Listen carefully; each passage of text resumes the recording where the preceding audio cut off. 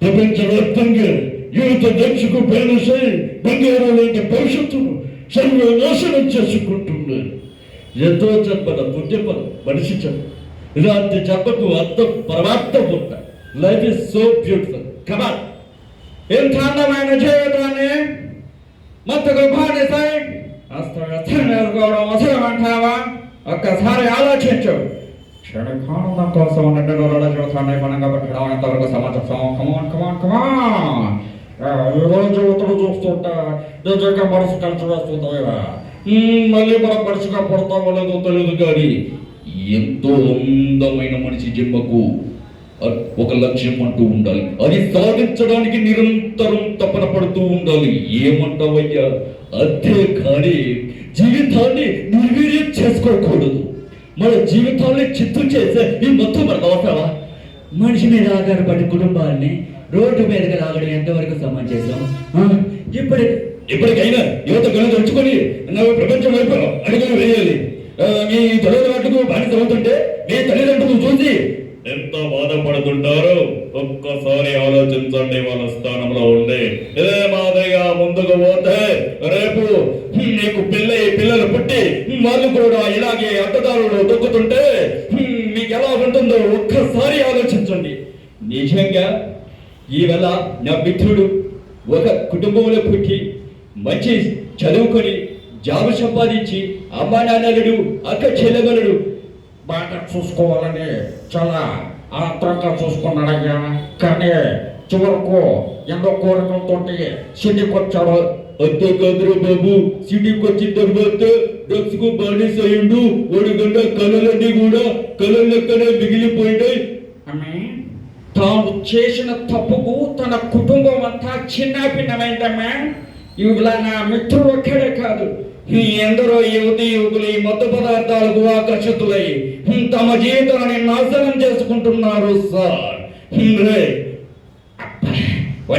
కొన్నాళ్ళ కిందట కేంద్ర మంత్రిత్వ శాఖ ఒక అధ్యయనం చేసిందమ్మా. అదేంటంటే దేశం మొత్తంగా 186 జిల్లాలలో ఒక సర్వే జరిపింది. ఈ మత్తు పదార్థాలు వాడే వాళ్ళపై 4 లక్షల మందికి పైగా దేశంలో ఇంజనీరింగ్ కాలేజీల్లోనూ మన పెద్ద పెద్ద యూనివర్సిటీల్లో చాలా క్లిష్ట పరిస్థితులు ఉంది. ఎవరైనా డ్రగ్స్ అమ్మడం కానీ కొనడం కానీ వినియోగించడం కానీ చేస్తున్నట్లయితే వెంటనే ఆ సమాచారాన్ని మన తెలంగాణ యాంటీ నార్కోటిక్ బ్యూరోకి తెలియజేయండి రాజా. మీకు దండం పెడతా. ఒక సామాజిక పౌరుడిగా ఇది మీ బాధ్యత. ఏమంటారు? మీరు చేయాల్సిన ఫోన్ నెంబర్ 8712267111 అన్న. మీ వివరాలు ఎవరికి చెప్పను. మన అక్షరహిత సమాజమే తెలంగాణ ప్రభుత్వం చేస్తున్న సంకల్పంలో నాతో పాటు మీరు చేతులు కలపండి. బిగ్ బాస్ వాళ్ళను మత్తు నుంచి విడిపించడమే కానీ శిక్షించడం కాదు.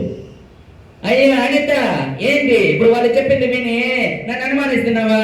కావాలంటే ఈ రోజు నుంచి మందు సిగరెట్ మానేస్తా. ఏమంటా అక్క? ఇంకెప్పుడు తాగదే వదిలిపెట్టవే? ఇంకెప్పుడు మందు సిగరెట్ తాగితే పిచ్చ కొట్టుడు కొట్టిందిరా అక్క. అబ్బో ఏందక్కది? ఇకేంటే అమ్మాయి కోసం ముందు సిగరెట్ మన అత్తనన్నావు, కానీ మీ అమ్మ నాన్న కోసం ఎప్పుడు ఆలోచించావా? చెప్పుకోండా. ఏందిరా కాలేజీకి పోయి చదువుకోమంటే అమ్మాయి నింట తిరుగుతుండవటనే కబురేయాలా? అడ్డాకుని చెడ్డ ఏం చెప్పబట్టారు అట? ఈ వాడు ఇలా కాలేజీకి వచ్చి అమ్మాయిలతో తిరుగుతూ పిచ్చ కొట్టులు కొట్టించుకుంటాడు ఆ హిట్లర్ తోటి. రా మిత్రమా రా, ఈ రోజు నీ కొడుకుని నేను మారుస్తా. ఓ నీ కన్న కొడుకు నువ్వే మార్చుకోలేవు. ఈ మంత్రగతి గారికి ఎందుకొచ్చావురా? వాడితో మంత్రాలకు చింతకాలు రాలో మరేం చేయమంటారండి? నా కొడుకు చూస్తుంటే భయం వేస్తుంది. వాడు ఏమైపోతాడని వాడికి మీరైనా కట్టి పెట్టండి. ఇదిగో ఇలాగరా. నీతిలో పడ్డ ప్రతి వాడు చనిపోడు. ఈ తరాని వాడు మాత్రమే చనిపోదు. సమస్యలో ఉన్నావని ఓడిపోకు. ఎప్పుడైనా సమస్య పరిష్కారాన్ని పసిగట్టడమేరా మానవ నైజం. ఎదుటి వాళ్ళు ఎలా ఉన్నారో చూడకు, వాళ్ళతో నువ్వు ఎలా ఉన్నావో చూసుకో. అంతేనా? ఇంతకు మించి నేనేం చెప్పలేను. నిజంగా మనం ఎదుగుతున్నప్పుడు ఎవరు సహాయపడరు. ఎదిగిన తర్వాత వచ్చేవాళ్ళు అభినందనలు తెలుపుతారు తప్ప ఇక మన తల్లిదండ్రులు మనకి ఎన్నంటూ ఉండేది ఎప్పటికీ ఓలేరు. जय भोले भारत माता की जय। सभी भक्तों को